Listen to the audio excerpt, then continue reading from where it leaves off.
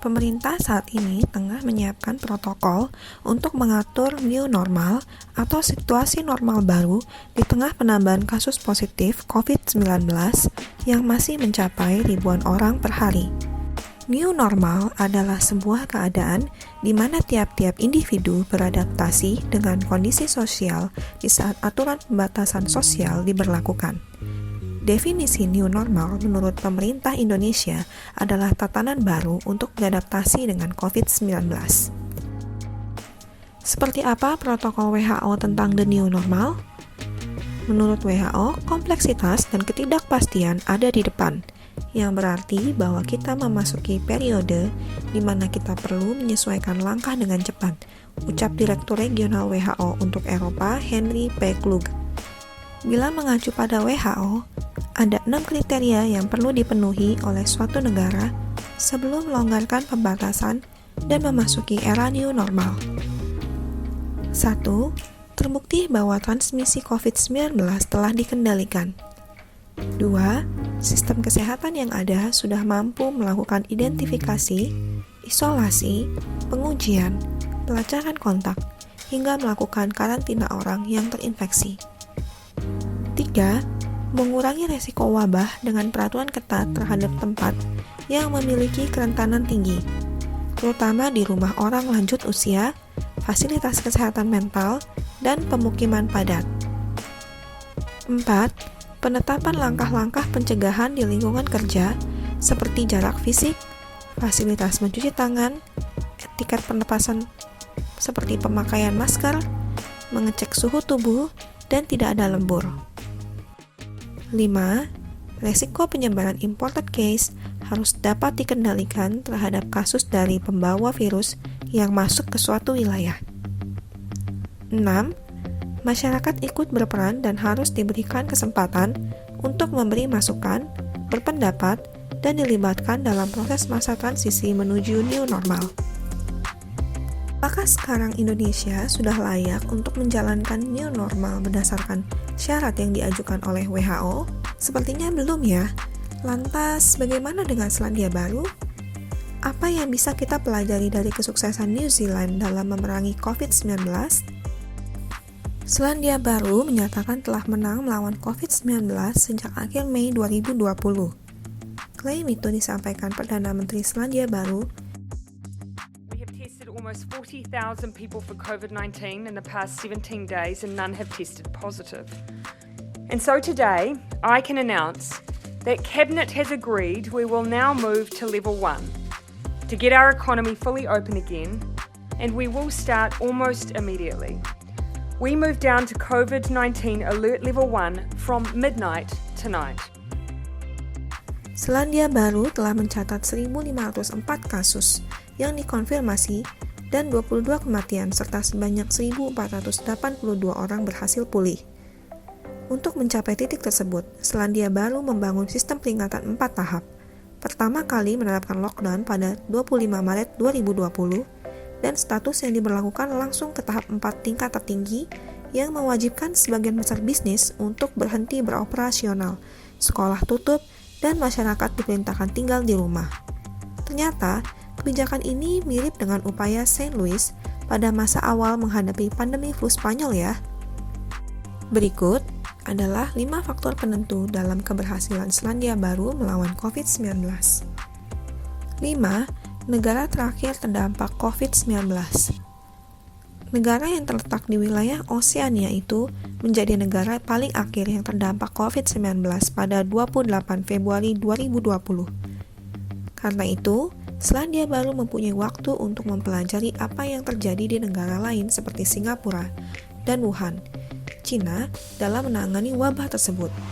Mereka merasa pasti dan menganggap serius bahwa pandemi itu juga bisa masuk ke negaranya. Sehingga saat kasus positif COVID-19 terkonfirmasi, Selandia Baru telah mengetahui apa yang harus dilakukan. 4. Peran media massa. Pandemi COVID-19 telah menimbulkan kepanikan di masyarakat. Namun berita-berita bohong dan menyesatkan terkait virus corona justru menjadi sumber kepanikan lain. Hal itu tidak dialami masyarakat Selandia Baru. 70% masyarakat Selandia Baru mengandalkan informasinya dari sumber terverifikasi dan rakyat Selandia Baru masih baca koran. Posisi ini membuat pemerintah mudah dalam menyebarkan informasi dan media tidak meninggalkan daya kritis. Namun terkait pemberitaan COVID-19, media di Selandia Baru membantu dengan hanya memberitakan keberhasilan pemerintah Selandia Baru dalam menangani COVID-19. 3. Menggencarkan pengujian atau tes massal. Selandia Baru berhasil meningkatkan kapasitas pengujian massal hingga 8.000 tes per hari. Hingga saat ini, Selandia Baru telah melakukan 126.066 tes dengan populasi 4.820.103 penduduk. Dari sisi teknologi, sejumlah tempat telah dilengkapi dengan barcode yang bisa dipindai ponsel agar dapat melacak jika ada penularan baru. 2. Kepemimpinan dan kebijakan pemerintah yang jelas.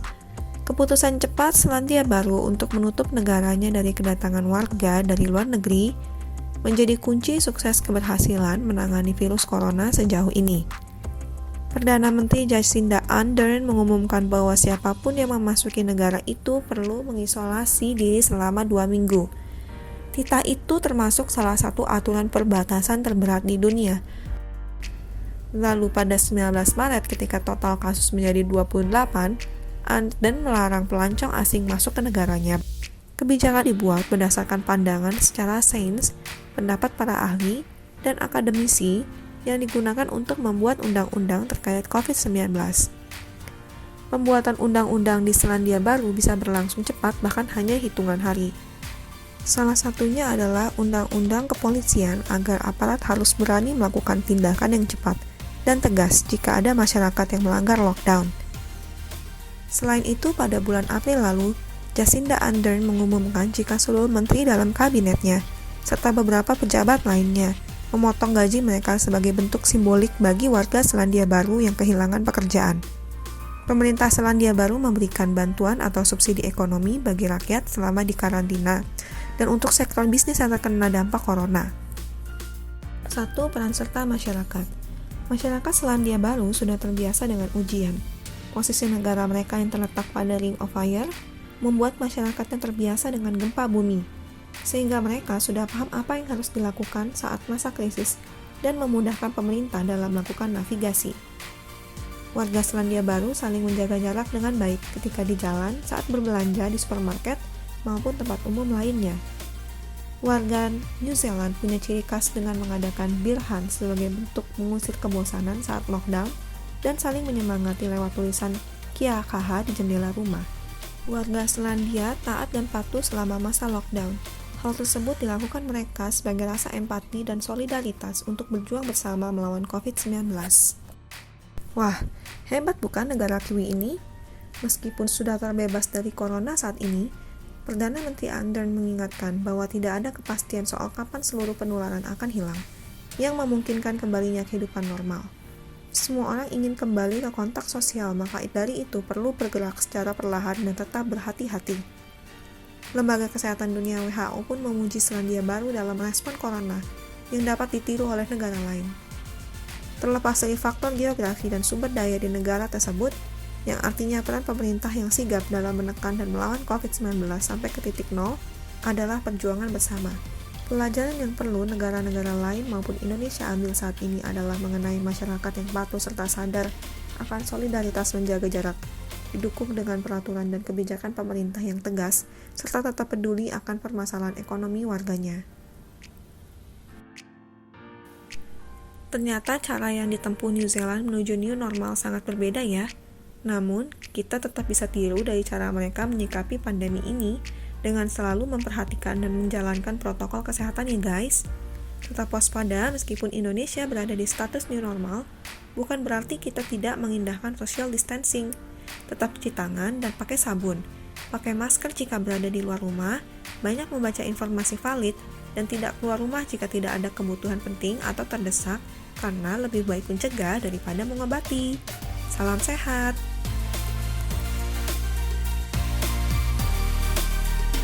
Tetap dukung channel kami ya dengan cara subscribe, like, komentar, dan juga share video ini.